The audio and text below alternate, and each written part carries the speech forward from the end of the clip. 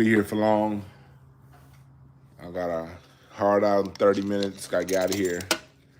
So I want to give y'all a quick little update as I rolleth my morning blunteth. Come on up here. Come on in here, chat. Get some of that mullein. So I don't be coughing on hard.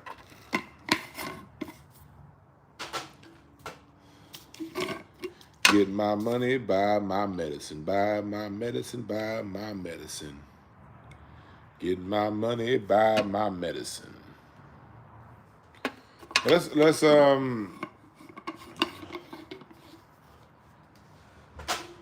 talk about it. So for those of you coming in later on, you'll have to rewind the video to get an update. I don't have long. Well, anyway, California legislative Black Caucus killed the reparations bill we were all talking about all week. All week we've been talking about how California has a chance to be the first in the nation to create a lineage-based reparations form. First, let's get off into why this is important. What's up, Kendall? What's up, Desmond? Let's get into why this is important. It's important because these two bills were to create a lineage-based freedmen's, basically a freedmen's bureau, but a freedmen's to and then to basically allocate any future funds. And the freedmen's part, where you have to do a lineage base, was very important because we know if it's race based, it'll get struck down by the courts. It will get struck down by the federal courts before it even gets to the Supreme Court. So it was setting a precedent for that, and to recognize Black Americans as its own separate lineage that needs compensation after a long study showing why we need what we need. Well, anyway, that's the backdrop. Anyway, California Legislative Black Caucus, what they decided to do when they heard Governor Gavin Newsom is probably going to veto the bill, instead of pushing the bill through to Gavin Newsom, they killed the bill themselves. The California Legislative Black Caucus decided not to bring the bill up for a vote. The bill had bipartisan support. It had enough votes to pass. But instead of flexing on Governor Gavin Newsom and making it be his political failure, he threatened them, and they folded. And so yesterday, there was a nice big rally down at the state capitol that was organized in less than a day. It was a great, beautiful turnout to the rally.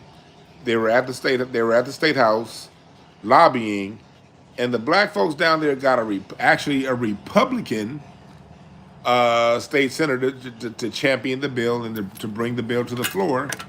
But the Black Democratic Legislative Office did not second the motion. As a matter of fact, they pulled the bill off the table. And what I'm getting through word from people who are legal experts, what I'm hearing, not legal experts, but when I get people who are on the ground down there who cover the state Senate, apparently I did not verify this part for myself, but this is something I've seen said from a few news outlets up there in Sacramento, that the only people that can pull a bill are the ones who authored the bill.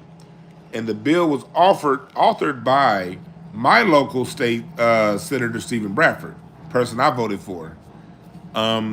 He's copping pleas on Twitter right now saying that he doesn't know what happened, that he wanted the thing to go through to a vote, but apparently it was pulled so it wouldn't go through a vote. And from what I hear, again, what I hear, not what I know, what I hear, I'll tell you the difference between what I know and what I hear. What I hear is the only people that can pull a bill are the people who authored it. So when the Republican senator offered to champion the bill and to put the bill on the floor for a vote, the California Legislative Black Caucus pulled the bill so that it could not go for a vote. And that's what they did to stand in the fall on the sword for Gavin Newsom. So that's what happened. Stephen Bradford, all if you're in California and you have a black person that's in your state assembly, they were all part and they all stood together on not on not putting reparations up for a vote, all so that they can stay in the good graces of freaky Gavin Newsom, the bathhouse Newsom, the same Gavin Newsom who decriminalized giving people AIDS. Gavin Newsom decriminalized 2 years ago, made it not a felony for people with AIDS, for people who knowingly pass out AIDS. Rest in peace, Craig Mack. Gavin Newsom, who just made it illegal and said teachers can get fired for telling a parent that their child is identifying as a different gender at school. The same Gavin Newsom who gave $150,000 loans to illegal immigrants for houses here in California. The same Gavin Newsom and on top of that, not only the same Gavin Newsom, the same California Legislative Black Caucus who voted yes on all that shit. These niggas voted yeah. These same, see, let me tell you something how this shit works. How politics works. Hold on, I got some shit. Where is it? Oh, here it is. I got this piece of bro. Hold on. Say hi to Miles Davis. Say hi to Billie Holiday. Say hi to Funkadelic. So, not only is it Newsom, this same Black Caucus voted yes for that shit too. The same Black Caucus voted yes for immigrants to get health care. Let me tell you something about how politics works. If Stephen Bradford and these Black Caucus members who are trying to play pass the ball, pass the potato of responsibility, you know all they have to do for leverage if they're for us? And this is how you know if somebody's for us or for the system. If the causes that benefit black people get treated like this, those California black state legislative representatives, hold on. I got this fucking neighbor that needs attention with his sorry ass Harley. This nigga going through a midlife crisis. This nigga needs all the attention in the world. Watch, that nigga probably going just to get some gas. Nigga gonna be right back through here in 10 minutes. Nigga ain't got nowhere to go. Ain't like he going to go get nothing. Ain't like he got no chicks that fuck with him. Ain't like he going to no woman's house, nigga. That nigga about to take his ass down there, get some gas, nigga go to the donut shop, do a whole bunch of old nigga talking to a whole bunch of old niggas, and be right back here in 30 minutes. Anyway, but all they gotta do is say, okay, you're going to put our shit to the side. What's up, chat? I didn't even say what's up to the chat room. All you gotta do is say, okay, y'all wanna put our shit to the side? Okay, then we'll be a cog in the machine. We'll vote, we will abstain. This is where you use abstaining. We'll abstain or vote no on anything you want unless you vote for what I want. Gavin Newsom, you want this agenda to happen? Okay, we're going to be nay votes. Because the Democrats, if you get, I think it's what, 16 members, 12 members of the Legislative Black Caucus. That's 12 no's to anything that the Democrats want when it comes time to vote for different bills throughout the House. That is no's that they can put together and use for anything Gavin Newsom wants.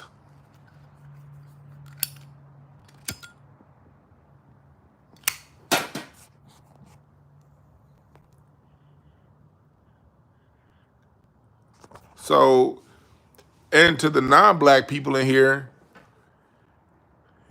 your family come from places y'all was picking lice off y'all backs just a couple 100 years ago. Chill, all right? Y'all got y'all reparations by being in the United States and living and eating the fruits of a country you did not have to build. All right? I do have a job. I pimp your mama out, Jonathan Puget. That is my job.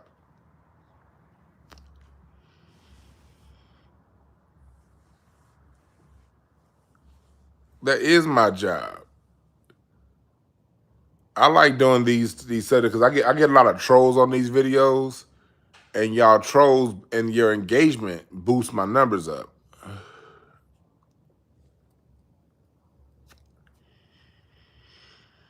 Yeah, Breeze. That's what I say. People be coming. They literally come from places where they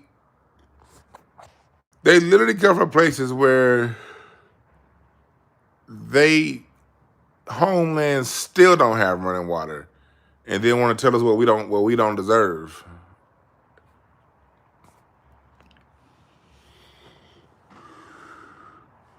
And then you got.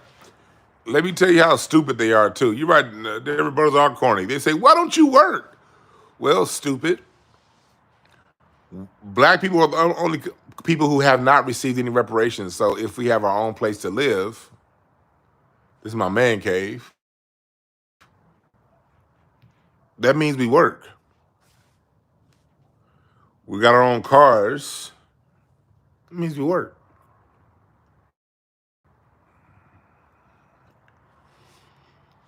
So what this shows you is that the Democrats are every bit as evil as they point to the Republicans to be. The Democrats are evil. The black Democrats are evil. This is what you get when you vote color lines. And then there was one black Democrat. If you go on my Twitter, there was this one assemblyman who, when the people were talking to him after the vote was after it was completed, that when they were all going home, if you go on my Twitter, I'll retweet it. There was one black state senator who were mocking the protesters. They're black protesters, and he started doing all kind of shit like this. There was literally a black state senator who mocked black protesters. That was sick.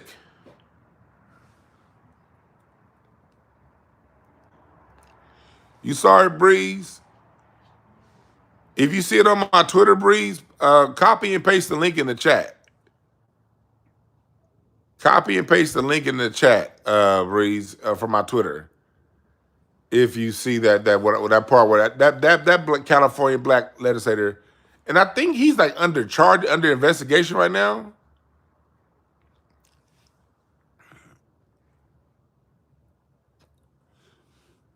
Somebody said, "What about Liberia?" That was a dope ass song by Michael Jackson. Liberian girl, doom doom doom, you came and you changed my world. But that's why I said what I said last week, that even if this doesn't go through, we still keep pushing. What they're used to black people doing is they're used to us taking no and sitting down. What this means now is that next year, and as we move forward, not even next year, starting today, we go harder.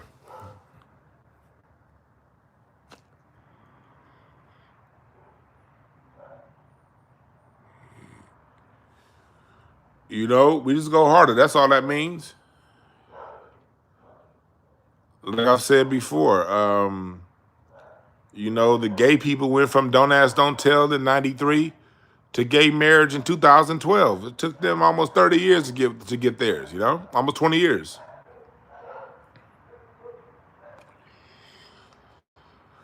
And Don't Ask, Don't Tell was after about 15 years of work. It was Don't Ask, Don't Tell actually came 20 years into the gay movement. What I'm doing is I'm saying, take other examples of other groups. You know, you couldn't even say the F word. I mean, you could say the word FAGGET every day, all day up until 2009. It wasn't even an issue up until 2009, 2010. And they got their first major champion in Harvey Milk in 1977. What was that? So even that was about 40 years of work.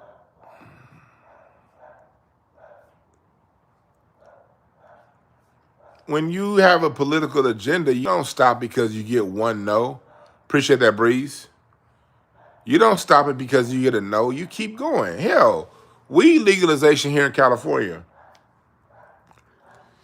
they started pushing for that decriminalization thing in the late 80s. I remember when I was a young kid. Really early 90s. Early 90s, they started pushing for weed decriminalization. It got decriminalized in San Francisco first, I think like in 95, 96. And then decriminalized statewide like in 2000. It didn't get fully legalized, and it's still not really fully legalized, but it didn't get pseudo-legalized until what, 2018? Even that, even something simple as weed was a, 30-year fight to get what they want? And then once they got what they want, it still ain't right. So every year, every 2 years, every year they lobby it and making it more and more right, refining it. There's articles in the paper today talking about how the system of the weed taxation is broken in California and how it has to be revamped and revitalized.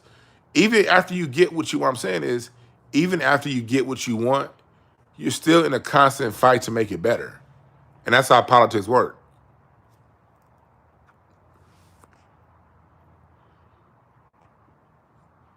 So you just keep going. And you keep going, and you keep going, and you keep going. That's what you do. The civil rights movement.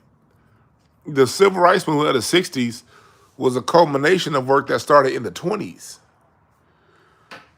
The 20s, Ida B. Wells, A. Philip Randolph in the 20s, they really are the ones that really started that next generation of civil rights, because after we got free from slavery, hell, even going back to slavery, when we freed ourselves from slavery, that was after constant revolt. We never gave up. That's why slavery ended up ending, because the Civil War happened because the South wanted to secede because it stopped getting help from the North when black people were running away and they were having to keep going back and catch them. We were always revolted, and it became too expensive for the North to keep paying for these revolts that we were having. And so we kept fighting to the point to where our fight made white folks fight each other. The only problem is we joined the fight and thought that helping the liberals was going to help us out. And all they did was put us in slavery in a different format. That was the only mistake we made after slavery. We should have sat back and let them fight their own goddamn fight. But we joined in and decided that we joined in on one. We got 10 years of freedom, of relative freedom from Ulysses Grant under his presidency, then 8 years of his presidency. And then Rutherford B. Hayes gets in office, and then we right back into post-Reconstruction, right into Jim Crow, a new form of slavery. So, but when we go back to the 60s, that started in the 20s. It was really in the 20s when the new civil rights movement started for us. In the 30s, it got more intense. When you get it, I encourage y'all to read this book for some perspective. Read a book called We Will Shoot Back. It's about the rebellions in Mississippi in the 1950s. And you go through, it wasn't just the Deacons of Defense. There were literally dozens, if not hundreds, of black paramilitary organizations in the 1950s in Mississippi, counter-revolutionary organizations. And the organizations were, for the most part, families and towns, where men, women, and children would get together. There's a story in there to where the Klan, well, not the Klan, a group of town white people were threatening to arrest a black man, and they were saying they were going to burn the town down if they arrested that black man. So it's a story to where you got the children getting gas and the women getting the gas bottle, filling bottles with gas, the women putting towels in each one and making towels and knitting towels to put in there so they make cocktail bombs, so that when the white folks came to town, the plan was to cocktail bomb their caravans. That's what we was doing in Mississippi in the 1950s. Look up a black man named M.Z. Moore. He died in 1981. Look up a black man named, his name is M.Z. Moore. M.Z. Moore. He organized a lot of counter-revolutionary protests. Martin Luther King only got his ass beat one time. After that, we were doing all kind of shit. What we got in the 60s was a culmination of 40 years of constant work. 40 years to get I Have a Dream. Malcolm X was the tail end of a 40-year-long movement. That's what people don't understand. Malcolm X, the Panthers, these were children who grew up in a consciousness of black people who were out of the Great Depression, and they're in the Roosevelt presidency, 12 years of a New Deal, white people getting all kind of benefits, Dwight Eisenhower building the suburbs and up for white people. It was a constant, black people weren't, if you look at our revolution, our how we spoke politically in the 40s, A. Philip Randolph, Paul Robeson, they didn't speak Democrat. They didn't speak Republican. They spoke to the government. That's what they did right. Our ancestors from the 20s through the 60s, whether you're dealing with Paul Robeson, Ida B. Wells, W.B. Du Bois, Marcus Garvey, any of these people, hell, George Washington Carver, they spoke to the government. Billie Holiday, goddamn Max Roach, the musicians, they spoke to the government.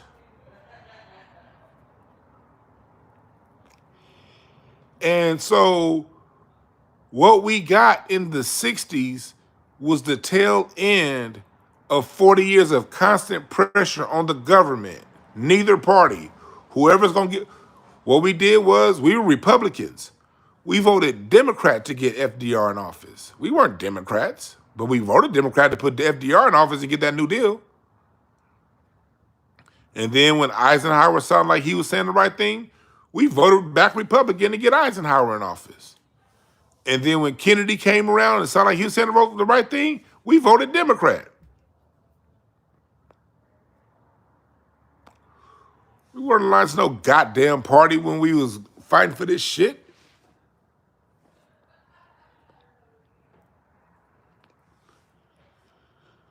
We got to understand history, what worked and what didn't work. That's what worked. What didn't work was what we asked for. We asked for integration. That's what didn't work.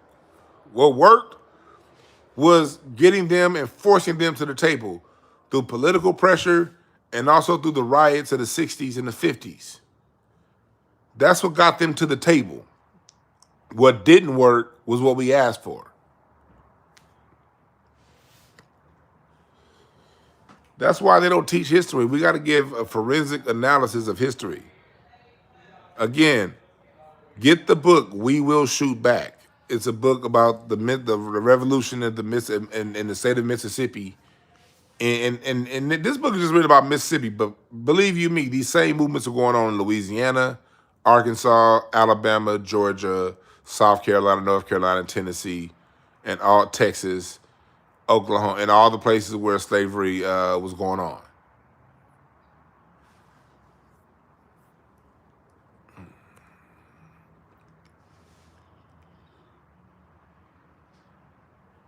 So that's how we got it.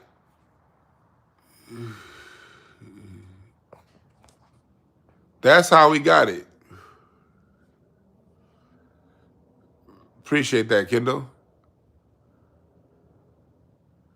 Got to study history. And you keep pushing. It don't matter who's in office. Politics is politics.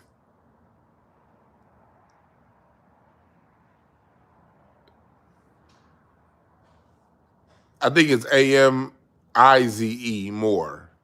You could just type in MZ Moore, Mississippi.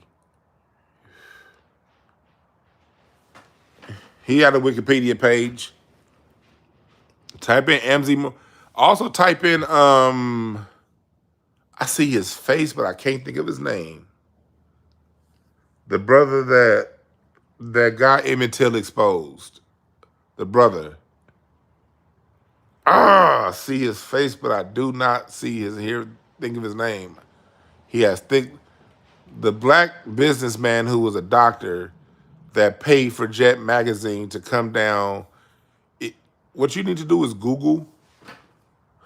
What y'all need to do is Google the black man that paid for Jet Magazine to come down to Mississippi to investigate the Emmett Till killings. It was a black businessman. I see his face, but I can't think of his name. Somebody cue that in the Google search. Black man that paid for Jet Magazine to cover Emmett Till in Mississippi. Black businessman. He wears thick glasses. It was literally the black business class that exposed Emmett Till and made Jet Magazine come down and cover it and made it a national thing. Somebody Google that.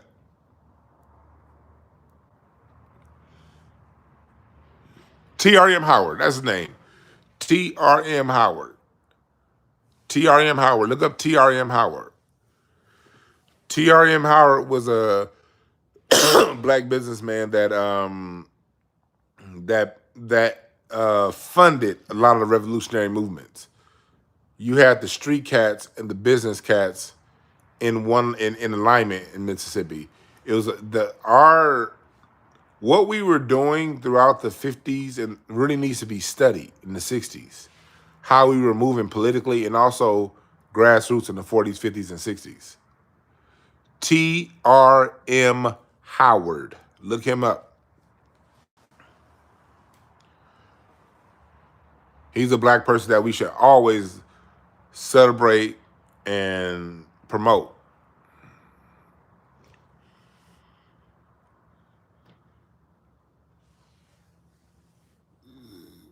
So, but I got to get up out of here. I got a Sunday brunch to get to.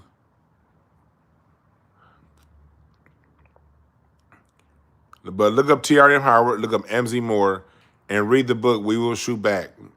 And then it's about it has a subtitle, but it's about the revolts in Mississippi during the 1950s. Look up that book, and it literally has hundred like dozens. Probably over 100 stories. All right, so read that information for motivation. We keep pushing. We keep pushing. We don't vote on color. We don't vote on political party. We vote on who's going to do what for us. And when they get in office and they don't do it, we get them up out of there.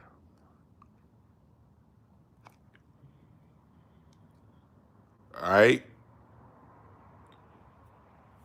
Keep fighting, keep going. AJ Gasson was Alabama. It's a lot. I'll tell you, you got to look up TRM Howard in specific.